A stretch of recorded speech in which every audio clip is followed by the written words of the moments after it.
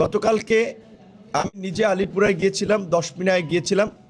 আমাদের উপস্থিতিতে আমরা যখন অন্যদিকে গণসংযোগ করছিলাম, এদিকে অন্যদিকে আমাদের কর্মী জনাব চান মিয়াকে সেখানে তাকে মারধর করে একটা অজুহাত তুলে যে তার কাছে নাকি টাকা পাবে, এটা তুলে।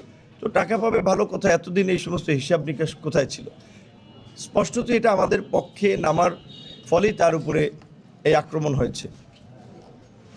এর পূর্বে চর কপালপাড়াতেও আমাদের নেতাকর্মীদের মিছিল শেষে তাদের উপরে আক্রমণ করা হয়েছে এবং আপনারা জানেন যে চর কপালপাড়া এবং এই চর বোরহান সহ এই চর অঞ্চলগুলোতে একটা ভূমি দস্যুদের আধিপত্য রয়েছে এবং এই সকল ভূমি দস্যুরাই জনাব হাসান মামুনের আশ্রয় প্রশ্রয় আছে।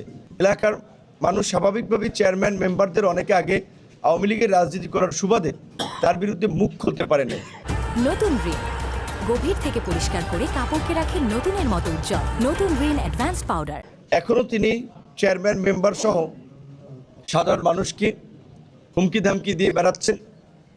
গতকালকে সন্ধ্যায় চরবোরহানে গণ অধিকার পরিষদের এবং বিএনপির নেতাকর্মীরা গণসংযোগ করতে গেলে সেখানে ট্রলার থেকে ওঠার সময় তাদের উপরে অতর্কিত আক্রমণ করে গণ অধিকার পরিষদের কার্যালয় ভাঙচুর করে। বিষয়টি সাথে সাথেই এই 10 মিনা থানার ওসি এবং পটুয়াখালী জেলার পুলিশ সুপারকে জানালে তারা পুলিশ পাঠানোর ব্যবস্থা নেয়। পুলিশ যাবে এই খবর পেয়েই তারা নিজেরা নিজেদের অফিস ভাঙচুর করে ভাঙচুরের একটি নাটক সাজায়, আপনারা দেখেছেন। এবং অত্যন্ত দুঃখের বিষয় যে তাদের নিজেদের করা একটি ভিডিও আমাদের কিছু সংবাদকর্মী ভাইয়েরা কিংবা যারা সোশ্যাল মিডিয়ায় পেজ অপারেট করেন আঞ্চলিক খবরাখবর নিয়ে, তারা কোনো ধরনের যাচাই বাছাই না করেই সেটিকে স্বতন্ত্র প্রার্থীর অফিস ভাঙচুর হয়েছে বলে আপনারা প্রচার করেছেন। আপনাদেরকে আমি অনুরোধ করব, নির্বাচনের সময় যে কোনো ঘটনা একটু যাচাই বাছাই করে দায়িত্বশীলতার পরিচয় দিয়ে আপনারা প্রচার করবেন, কারণ এই ধরনের বিভ্রান্তি ছড়ালে সেখান থেকে মারাত্মক ধরনের সংঘাত এবং সহিংসতা ছড়াতে পারে। কাজেই তখন কিন্তু ভুল সংবাদ প্রচারের জন্য আপনারাও দায়ী থাকবেন।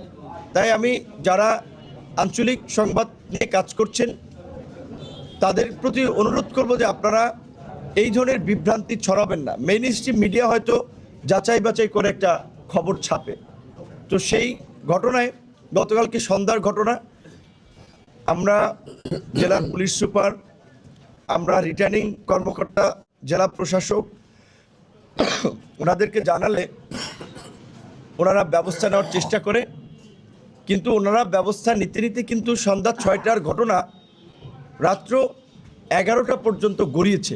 প্রথম দফায় পুলিশ গেলেও পুলিশের উপস্থিতিতেই এই স্বতন্ত্র প্রার্থীর সমর্থক সন্ত্রাসীরা, যারা অনেকে ভোলা থেকে এসেছিল, অনেকে এই বিভিন্ন চর থেকে গিয়েছিল আমাদের কর্মী সমর্থকদের উপরে হামলা করার জন্য, তাদের কাছে পুলিশও কার্যত পরাজিত হয়, পুলিশও ব্যর্থ হয়, পুলিশ নিয়ন্ত্রণ নিতে পারে না।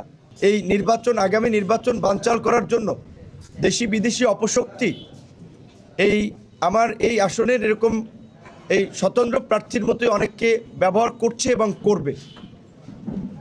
আপনারা জানেন যে বিভিন্ন বক্তব্যে তিনি ওপেনলি বলেছেন যে ভিপিনুর এখানে এমপি হলে 20 বছরেও তার অস্তিত্ব থাকবে না, তাই তিনি আমাদেরকে ঠেকানোর জন্য মরিয়া হয়ে উঠেছেন, যা তার কথাবার্তাতেও প্রকাশ পায়।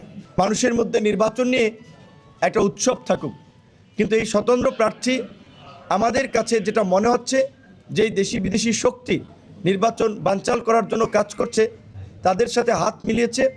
এবং আমার মনে হয় যে তার বাসাবাড়ি রেড দিয়েও তার কালো টাকার বিষয়ে একটা অভিযান পরিচালনা করা দরকার, কারণ তিনি বিভিন্ন নেতৃবৃন্দকে পয়সা দিয়ে তার পক্ষে নামানোর চেষ্টা করছেন।